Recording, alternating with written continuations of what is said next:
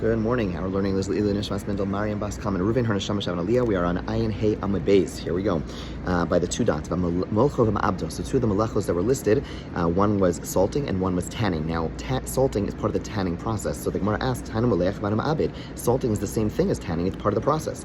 Rav Yochanan Reish Lakish Domin Apik Chad Minayu V'al Sirtud. So Rav Yochanan Reish Lakish both answer. You're right.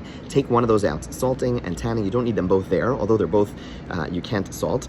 As we'll see some practical applications for those of us who are not tanners, but take one of them out and instead put tracing lines in its place. When they would cut the hides, they would trace lines and then go ahead and cut it. Tracing lines is one of the 39 prohibitions, but salting and tanning should not be listed as independent prohibitions. Each one is encompassed in the other.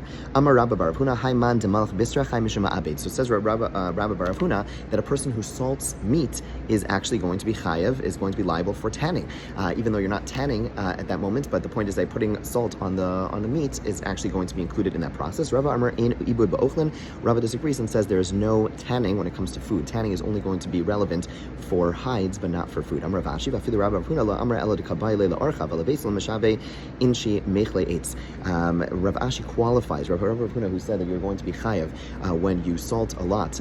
When you go ahead and salt meat, he says it's only when you put a lot of salt for the sake of preservation, right? Sometimes you put a lot of salt for the sake of preservation, but you and I, if we go ahead and we drop some salt on our meats, that's not the issue, because a person's not going to go ahead and make their food like wood with heavy salting. So therefore, what Rav Ashi is saying is that even according to the opinion who says that salting meat is indeed a prohibition, that's only when you salt it enough for it to be stored. But if you salt it just enough for you to eat it, that is not a problem. Okay, so basically, when you salt your meat, if you want to add some salt to your meat before serving it or before eating it, that's not a problem. It's only when you salted it a lot, which is not so relevant nowadays, that's when it's an issue. Then the Mishnah, two more malachos listed in the Mishnah: smoothing and cutting. So apparently they would place hides between two pillars, spread them out, and then they would go ahead and go over it and over again to smooth it. He says doing that is a form of smoothing. Amar Rav Chia bar Abba, Shlosh Dvarim Sach Li Rav Ashi Mishmei Rabbi Shimon Levi. Okay, Rav Chia bar Abba says Rav Ashi told me three different things in the name of Rabbi Shimon Levi. What are they? Hamagar Rashi Klonasos b'Shabbos, person who cuts off and like kind of makes even the different poles on Shabbos, or to sharpen these poles. But the point is that the person's going ahead and kind of cutting them to size. Cutting anything to size, you are going to be liable for cutting. A person who rubs in a medication on Shabbos, so then you're like rubbing it in really well, you are liable for smoothing. And a person who chisels a stone on Shabbos, you have a stone, it's all like a nice stone that you're going to sell, or you're going to use for decorative purposes, and then you chisel it to make it really nice. That is chai mishum makom patish, that's striking the final blow. So anytime you have something which is basically a final product, then you go ahead and you add a little bit to really finalize it, then you are going to be liable for makeh b'patish. Amar Rav Shimon Kisma, Rav Shimon Lakish. A couple of examples of makeh b'patish. Hatzar tzura bechli, a person who yesterday you have a utensil, and then you engrave an image on the utensil. Okay, it's the way that the utensil normally have like a little design. You engrave that image, you're chai mishum makeh b'patish. V'menapech bechli zchus is a person who blows a glass utensil. Right? If you've ever been seeing glass blowing, so that's how you make a utensil. So you blow through the glass utensil. You're not building it. Because building bona is only true for structures, not for items. So doing so would be chayiv mishum makeh b'patish. And those are the two examples. Okay.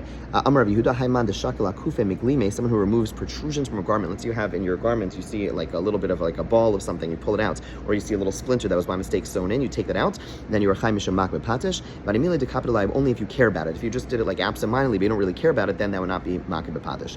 Okay, so then next section of the Mishnah listed more malachos, more prohibitions. One of those is writing, and the other is erasing. Now, the Mishnah said, "Vakosef shtei ozus." In order to be chayav for writing biblically, you have to write two letters, because without writing two letters, you're not really writing something substantial. Let's say a person wrote a large letter, the size of two letters, but it's really only one letter, pater. So you can't do it, but you're not going to bring a carbon for such a thing. However, machak os gedola, a person erased a large letter, and in its place there's enough space to write two smaller letters, chayav, then you are going to be chayav. Okay, so what you see over here, why is that? It's because when it comes to erasing, the only time you're chayav for erasing is if you erase something for the sake of writing. So when it comes to erasing, you don't have to erase two letters. You have to erase something which makes space for the writing of two letters, right? Understand? So in other words, when I'm writing something, I have to actually write two letters. When it comes to erasing, it's not the act of erasing, it's making space for future writing. Erasing, that is going to serve a constructive purpose of ultimately writing. And therefore, if a person goes ahead and erases one large letter, which in that space you could fit two small written letters, then you would be chayiv. So you see over here an example of something, stringency of erasing over writing. Okay, building, demolishing, extinguishing, kindling, and striking the final blow. Okay, now the Gemara just defines exactly what striking the final blow is. Anytime that it's the culmination of work, then you are going to be liable for striking the final blow. These are the primary labors. Okay, we're nearing the end of our Mishnah, and after listing all 39 malachos, it said these are the primary labors. Why does it have to emphasize these? So